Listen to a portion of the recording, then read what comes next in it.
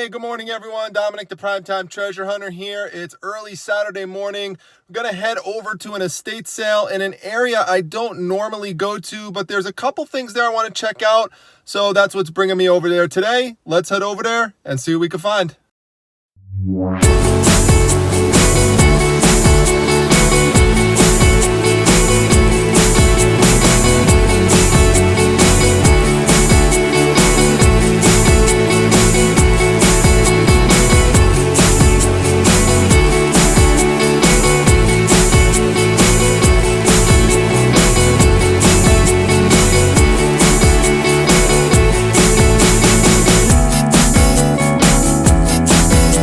Okay, we are done with our nice country ride and we have arrived at our destination. This nice little country house right up here. I'm hoping that there's some really nice vintage stuff in here. So I started out with a black and white country cat staring at me. I guess that's a combination of good luck and bad luck with regards to pricing. Started out with some good luck here. This really cool, colorful Key West cup with the alligator on it. That was awesome. I love Key West. I know someone else is going to like that. It should go for around 20 bucks, just $1. That's great. This bag of vintage round head clothespins was great for just $3. They comp out really well also. You just have to have a bunch of them. So I just pick them up wherever I see them and build little lots with them. Now, this is just one of the rooms, just showing you inside what it looked like. There wasn't a ton of stuff in there for me to find because some of the stuff was just super high price. Like you could see there, $40 for buttons, 25 bucks for buttons. There's another one over here for 40 bucks. I've shown you at so many other estate sales, you could get that many buttons for just a couple bucks. Same with the marbles, $50 for the marbles. No thanks. Over here, you could see this phone, this vintage rotary phone was $15, but I passed on it, even though I've told you to look for vintage rotary phones, but company does play a role in it. So this is Stromberg, and that is not a popular company. You're looking for Ma Bell or something like that, and that just doesn't fit the bill. That's worth like 25 bucks, that phone, so I passed. Now, this looks appealing, from afar, but when you come over to it, you see that they're really just modern tin signs. So not really worth it, and just left them behind. Now, I always say look for things that are not priced, that don't have a sticker on it, because you could usually get a good deal. And this crocheted Care Bear was no exception. $1 for this, and it's in great shape. These, will sell somewhere between $25 and $40 usually. So that's a great pickup, and it will go first class mail. As you can see there, I'm talking to him and he's telling me he wants to come home with me. So put him in the box and carried him around. This is really cool. I love these old war maps. It's got Sunoco on it, has NBC on it. There's a lot of things appealing to it. It's in great shape. That's worth about $15. So I just threw it in the bin, and I gave it to the Care Bear just to give him something to read as we were walking around a little bit. Now, I just picked up a vintage paper item, but not all vintage paper items are worth it. Like these Agrico ones, they're just blank notepads. They're a dime a dozen, and they're really not worth anything. So thumbs down, left it behind. I did not leave this behind, though. I'll tell you why later. I asked permission to take this sign off the wall. This is the original sign from this farm and from the jam making company. And the woman who ran that company was there and was very happy and proud, as she should be, to show me all of these awards that she won from her jam making company. She told me how she would wake up at 6 a.m., pick the fruit fresh, bring it back, and jam it up that same day. So it was awesome getting to talk to her. I'll tell you a little bit more about that later. So this is another room in here, and I'll give you like a 360 view of it. Again, there wasn't a ton of stuff in here. Part of the reason for it is because when you have the original owner there, or one of the people who lives there who's running part of the sale, then they will sometimes put the prices up really high, as opposed to if it's just the estate sale dealer who doesn't have an attachment, then they will tend to, at least in my area, price the items lower. Now, I just wanted to show you the backyard because I love these country areas, and just wanted to show you what it looked like back there. Now, one of the things I did find in that room, though, that I highly recommend picking up, I actually talked about it recently, were these yardsticks. So you could sell like up to 30 of those for about $150, or 50 for 100 is more common. So definitely pick them up if you get them at a low price like that. It's definitely worth it. A few of them were broke, so I left them behind. These I also left behind. We talked about blocks last weekend. As you can see, original container is not there. Not worth it. Left them behind. The Vice, left it behind as well because for 20 bucks, totally not worth it. Ohio Forge, no one really wants that. People want the Craftsman Vices from Japan. All right, everyone. Well, that was a lot of fun. I love coming out to the countryside like this and doing a pick at a house that's just, sitting in the middle of nowhere. And sometimes you even get to know the people that lived in the house. And that's what was going on here. The elderly gentleman who owned the house was still here. He was just kind of hanging out in the garage.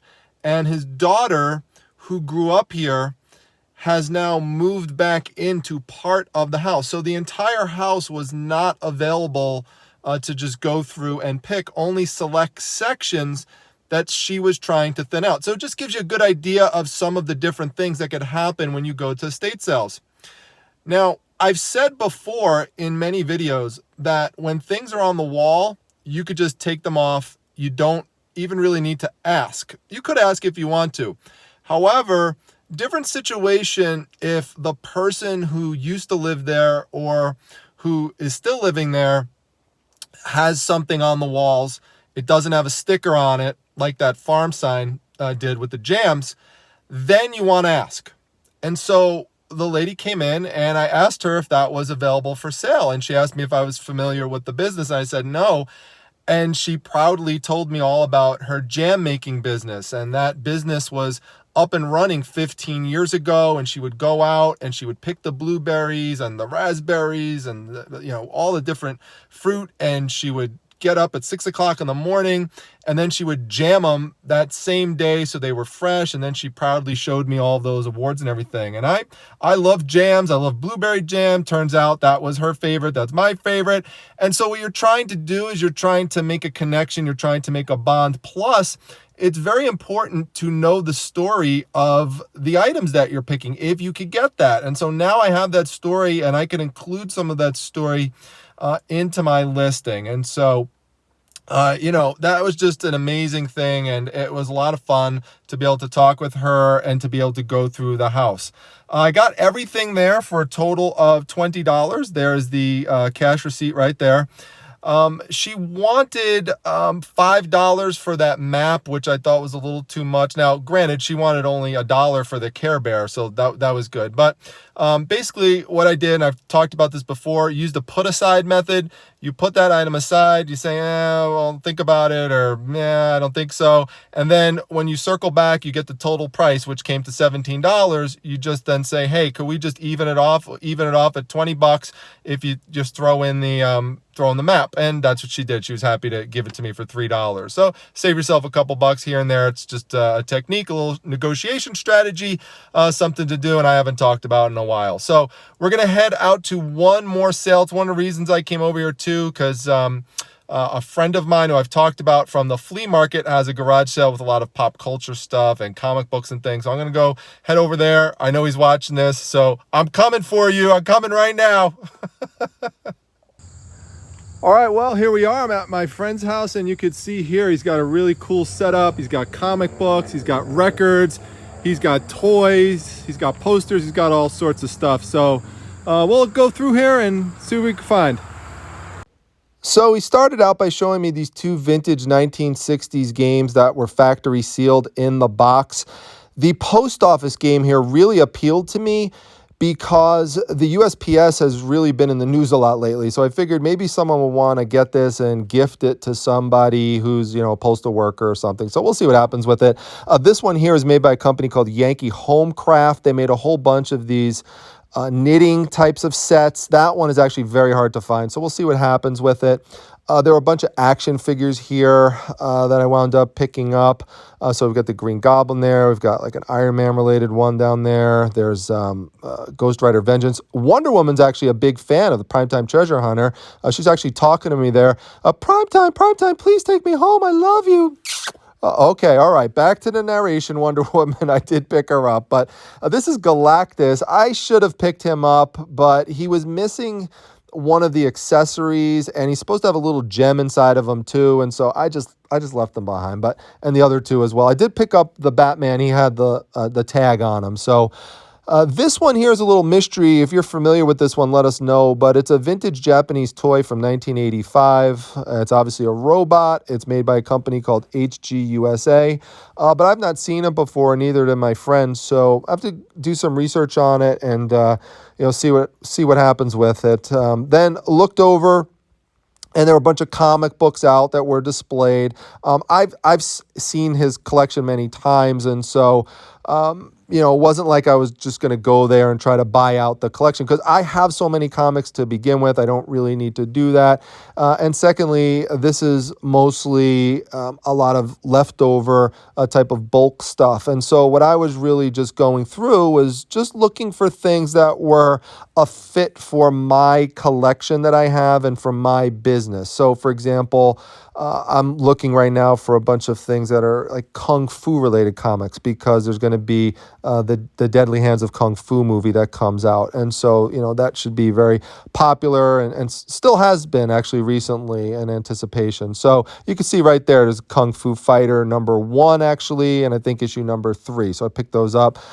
There's a Zap Comics as well. That's an adult-oriented one, but very popular in terms of an underground comic. Man-Thing, I always pick up vintage Man-Thing and vintage Swamp Thing. They're similar characters, one made by Marvel, the other by DC. This was awesome. I don't care if I sell this or if I just keep it for my own reference. It's a really cool catalog that shows a whole bunch of vintage toys and games that were available back in the 1960s, and it shows it in, like a comic book kind of format, including the drawings inside. Like, they're not actual photographs and stuff. I thought it was super neat. It's not just comic stuff. I mean, a lot of it is, like you can see there, but there was some Star Trek. There's Sesame Street in there. I thought it was really neat, so I picked that up. Then there were a bunch of books that I looked through. I love the 1960s Batman series, so I picked this up. By the way, if anyone sees something here that they like, let me know, and I'll make it a priority to list it for you. I always say that. You could just put that in the comments section or send me a message on Facebook or on Instagram or something. So this one I picked up because all three of them were there. So they're like, magazine type of trade paperback books right there. So those originally retail for like $10 a piece. So got those. I figure I'd sell them as a set. That's an Iron Man one, a Deadpool one. These are things that are just popular. I love trade paperbacks or collections of comics all in one book. Zombie stuff, anything zombie related. Transformers, also very popular. I have a lot of these. So I could just add these two sets I already have. Same with Star Trek. Shout out to Thrifty Esme and her YouTube channel. I know she's watching this and she's a big Star Trek fan, so go follow her. And I do very well with these types of books. This is another one of these things where this Overstreet video game collector's guide, which I would just keep or I would sell it. I'm not sure if I have this one. I have so many Overstreet guides I have to look, but I highly recommend picking up Overstreet guides because they teach you so much about different collectible areas. I have a link to a whole bunch of them down at the bottom of my description section if you're interested. There's a Batman one there, and there is some more of the books I already showed you, just flipping around and showing you the backs of them. But overall, did very well today. There was, I think this is the only other thing I picked up, which was a Masters of the Universe Beastman Grayscale toy. Really cool, factory sealed. So everything here that you see, I wound up getting for $25. So I know my friend's watching this, and I just want to thank him again for giving me a great deal. You could see there's Wonder Woman. She's holding Batman's hand, so I got to watch both of them, make sure there's no hanky-panky in the car on the way home, but big thumbs up. Thanks, man. All right, so that really was a lot of fun. I did really good at the two places that I went to today. It's about 12 o'clock now, so going to head back to Primetime Treasure headquarters and enjoy the rest of the day. All right, so we're back at Primetime Treasure headquarters, and this is just an example of how you have to be forward-thinking when you're sourcing, because you can't always get everything that you need in one shot at one sale. Sometimes you have to build lots over time. And yardsticks are a perfect example. So right here, these here that I'm pointing to, these are ones from a prior sale, and I purposely set them there knowing that I would find some more in the future. So now I have a bunch that I could add to it and have a nice lot of yardsticks. So just think about that when you find things. You don't, again, have to always have all of it all at once to source it. So I just want to show you something. I'm doing a little yard work here today, and you can see in here I pulled down an old wasp nest. These actually sell on eBay, so it's something you could look into. You have to obviously make sure that it's safe and everything. Got to be real careful. But if these are just old wasp nests, people use them for decoration and stuff. So I'm going to grab this and list it. So here's a better view of it. Really, if you think about it, it really is a work of nature. It's you could look at it as a work of art, and so it's interesting. And you can see inside and everything. Pretty cool piece. So I wish more of the top was on there, but that was the only way I could get it out. It was just buried in there. Now, in terms of the value for something like this is one of these instances where size really does matter, because if you had an absolutely massive one, I mean, some of these could go for over $1,000, no joke. But for something like this that's relatively small, it's open. It does have the connecting piece though, and you could use the open part to your advantage.